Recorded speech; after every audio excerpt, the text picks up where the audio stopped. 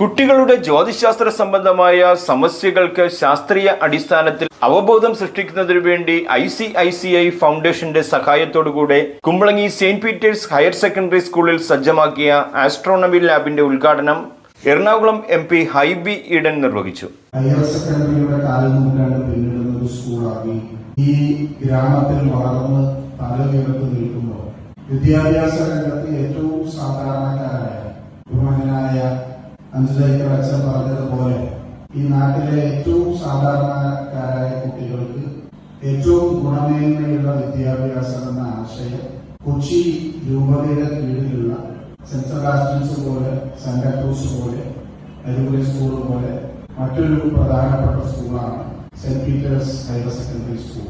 ഉന്നത വിദ്യാഭ്യാസ മേഖലയിലും ഇന്ന് സ്കൂളിന്റെ പ്രവർത്തനങ്ങളും ഇടപെടലുകളും വളരെ നന്നായി മുന്നോട്ട് പോയിക്കൊണ്ടിരിക്കുകയാണ്. എന്റെ നിയോജകമണ്ഡലം എന്ന് പറയുന്നത് ഇരിങ്ങാലക്കുട രൂപതയിലെ ഉത്തരവേലിക്കര, കുന്നുകര തുടങ്ങിയ പഞ്ചായത്ത് മുതൽ ആലപ്പുഴ ജില്ലയുടെ ഇങ്ങേയറ്റം ചെല്ലാനം വരെ നീണ്ടു കിടക്കുന്ന 7 നിയോജക മണ്ഡലങ്ങളുള്ള ഒരു നിയോജകമണ്ഡലമാണ്, പാർലമെന്റ് നിയോജകമണ്ഡലമാണ്.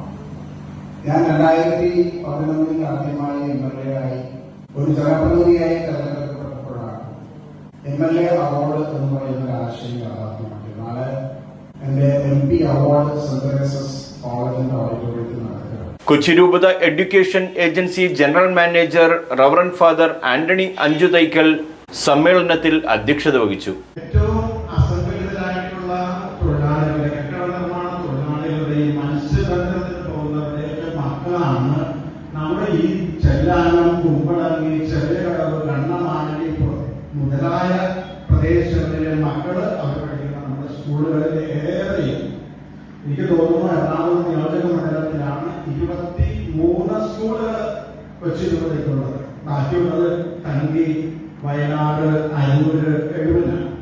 ബാക്കിയുള്ളത് എല്ലാം 29 ബാക്കിയുള്ളത് എല്ലാം ഇവിടെയാണ്. LP മുതൽ ഹയർ സെക്കൻഡറി വരെ. നമ്മുടെ ഈ പാവപ്പെട്ട കുട്ടികൾക്ക് പഠിക്കാൻ അവകാശമുണ്ട്, നല്ല സ്കൂളിൽ പഠിക്കാൻ അവകാശമുണ്ട്. ഇത് എന്താണ് നല്ല സ്കൂള് എന്ന് എല്ലാ മാതാപിതാക്കൾക്കും എല്ലാ വിദ്യാർത്ഥികൾക്കും അറിയാം.